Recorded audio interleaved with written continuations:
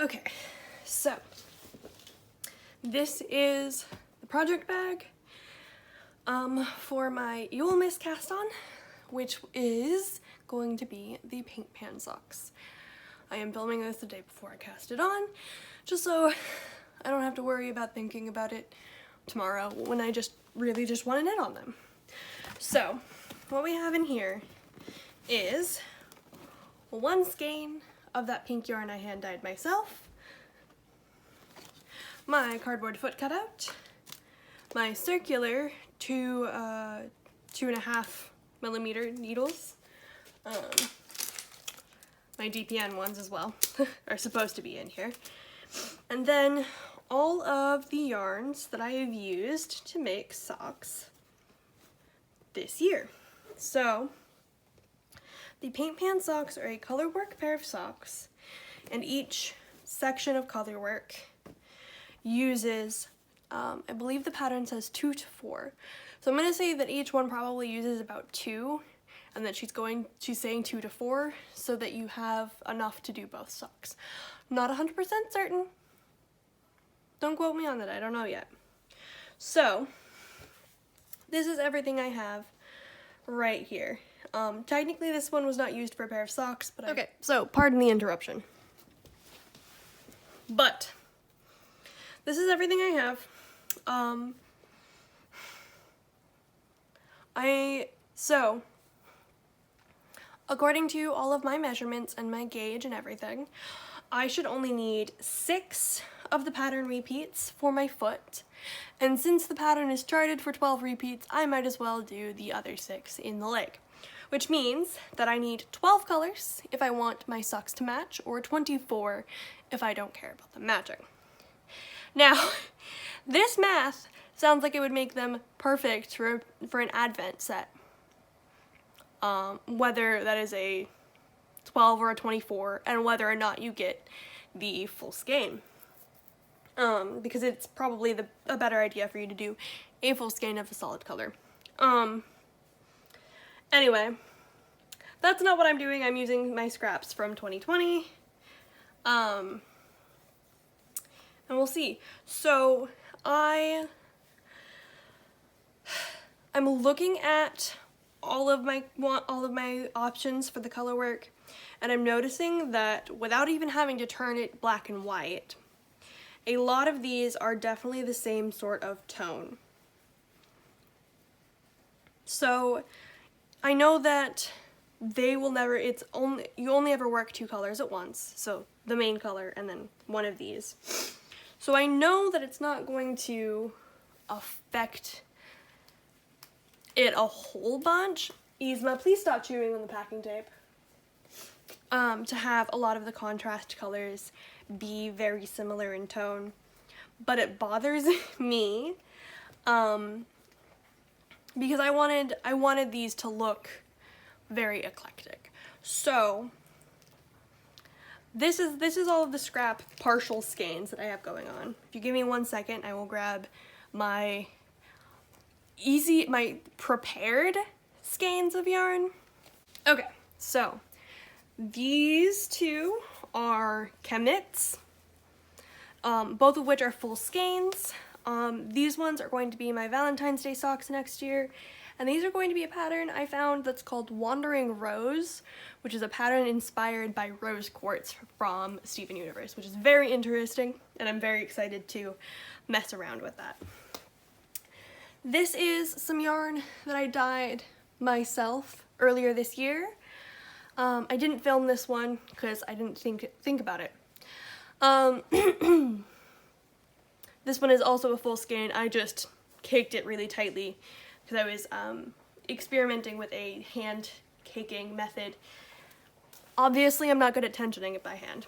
And then we have Stroll, and I have it in the Forest Heather and the Hollyberry, a red and a green.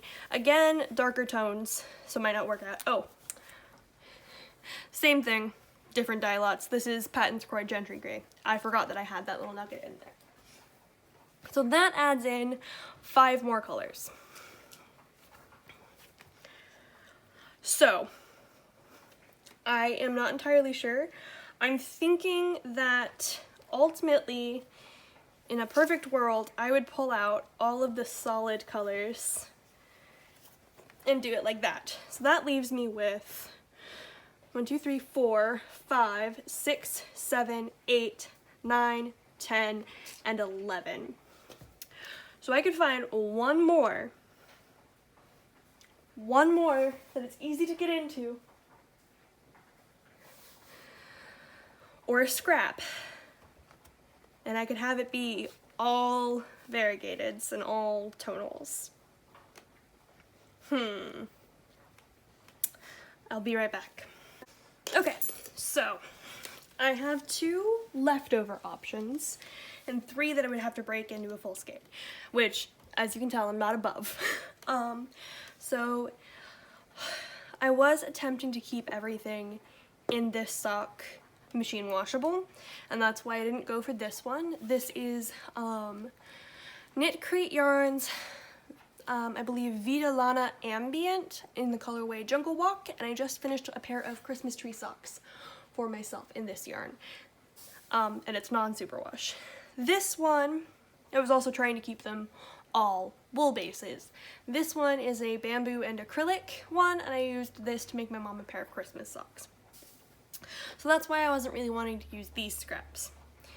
Then I have these 2 to try and pull in some of the yellowy and goldeny colors out of this one. I do not have a proper, nearly sort of chartreuse yellow like this pink has in it, but I feel that this, which is pumpkin, is very close to these golden colors. And then to try and pull in another lighter color, I thought about this one, which is Nymph. I'm thinking that this one is also not the best idea. I'm thinking, honestly, that Pumpkin is the best one. So, except for the fact that it looks completely out of place against everything else, which is all very blue and pink. So yeah, if we just sort of zhuzh everything around, that one's a blue, that one is a purple, but it leans more pink, and that's a really blue purple. So that is 2, 4, 6, 7 blues and 4 pinks. The base is pink. Alright, so we're gonna see, it's either that one, I'm going to pull this purple back in, or one of my pinks. Bloop. Trying to keep everything in frame. Here. Okay, so these are the 2 pink options. I almost want to say this one just to put more of the dark in the, well, this one if I really wanted to put more dark in the pink. And then this one if I wanted to pull in some of the more sort of jewelry tone in the pink here. I'm also kind of tempted to take this blue out because it's white with a blue speckle. So I think I'm going to take that out. And then this one, I'm worried about how this one's going to show up against it as well because of the speckle. So, and the white base of it. So I think, okay, definitely no solids. Definitely no solids. And then, so we have 4 pinks and 6. Well, why don't I just toss that in like that, make it 6 and 6, right? But then I almost want to throw in one weird thing too. No, no, this is it. That's the main color. And all of those are the contrasts. I think that looks really good. I'm gonna, really quick, take a picture for myself of this in black and white and see how that looks. Just took my picture. I put it into black and white. I used the mono preset on the iPhone photograph. So, seeing it like that now makes me worried that these two are too close to this one in the black and white. So this white with pink and black speckles, and this blue with red and purple speckles looks too much like my pale pink tonal. So I think that I would be fine using this one because of the color difference. This one, on the other hand, I'm not entirely sure. So the reason why that I am being so nitpicky about this is because originally I had bought these two to go together to make the Golden Garden socks, and then I started making it and there wasn't enough color contrast and I couldn't see shit. So that's why I'm being really nitpicky about it and being really like specific and careful about excuse me, how I am choosing these colors. So I think then what I will do is that this will be the first paint color I use, the first one I use in the little pan, so that if, well, admittedly anywhere I put it, I could just pull it back out when I decide that I don't like it. So there is that. But I think I will use it first, so that will be my first contrast color, so that I can really quickly just go and find a different pink to use. That, or I'll use this guy to throw some of that in. This also, the fact that all but two of these in my pink category are not scraps, and there's only one full skein in my blue, does sort of upset me that I didn't knit myself a lot of pink socks this year. So I definitely need to focus on pink socks for 2021. Alright, so there is that. Okay, so pardon some mild shaking. I am just holding my camera or my phone up. So it is actually the morning of the 22nd right now. I wound up making cookies yesterday all day on the 21st, and so did basically no yarny crafting. I think I might have put a couple of rows onto my Just Feel Festive, which I will hopefully be showing you in whatever video, the video I film on New Year's Eve, and whenever that winds up going up. So, this is the, please focus camera, excellent. So this is my paint pan socks, which is my Yule cast on, or my Christmas Eve cast on, for those of you who do Christmas Eve cast ons. But I'm doing it on Yule because, hell yeah. So, this light pink in the background, and on the cuff, so the main color, is some yarn that I hand dyed myself. And then the first paint pan color is some Catnip's, Rebecca, some of her hand dyed yarn, and it's a white base with a pink and black speckle. Phone, seriously. Why are you having so many issues with focusing today? So there's that. Just like I spoke about in that first clip from Sunday, you can't see it. It's kind of a ghost. But I also kind of dig it. Like, I'm not mad. I kind of dig that you have to look for it a little bit and it's almost hidden. So yeah, I'm gonna leave it. So I've decided that I'm going to go from the lightest pink color to the darkest pink color, and then do the two purpley ones, and then do the darkest blue to the lightest blue, and so the lightest blue will be the one right next to my toe on this sock, and then the second one I'm going to flip it around, so what I'll do, this will be the light blue that I dyed myself, but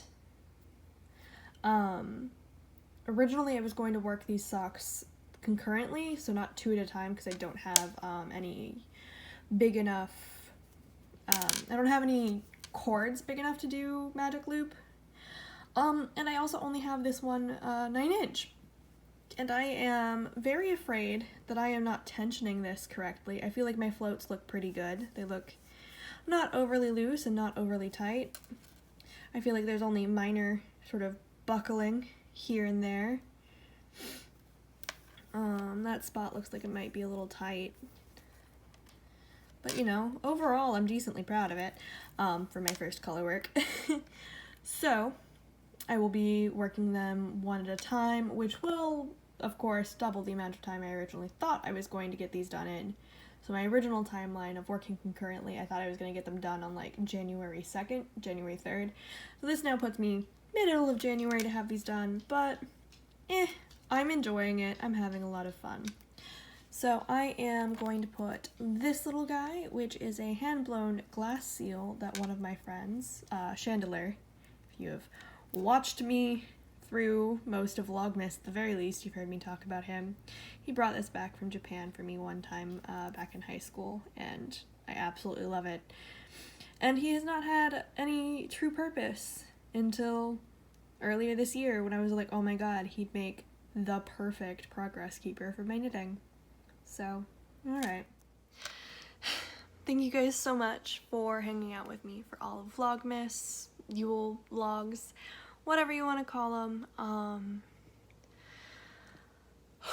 I'm definitely not going to be able to make it all the way to Christmas Eve or Christmas. I am very burnt out on this whole video making thing. It was very fun, but I also kind of feel like I don't have the engagement to really do something like this and not feel like it's too much work for not enough payout, you know? But it was really, really fun, and I think I will still do it next year, whether or not I still only have 6 subscribers, or if I have 60, or who knows how many. So thank you guys so much. I hope that if you celebrate Yule, your Yule was great. If you celebrate Hanukkah, your Hanukkah was great. And I hope that if you celebrate Christmas and Kwanzaa, that they will be great. And to everyone, because it affects everyone, whether or not you truly celebrate for it. I hope that the new year is super duper, super freaking awesome for you, and that 2020 holds some slightly better news for all of us. So yeah, this will be my last video for December, and then the first Wednesday in January should be a podcast, and I should have a good couple of things to show you finished object-wise. And I may film that one on New Year's Eve, just so you can see me in my New Year's Eve duds. Am I going anywhere? No. But am I wearing a fancy outfit for it? Fuck yeah, I am. So, yeah, I'll see you in January. Toodles!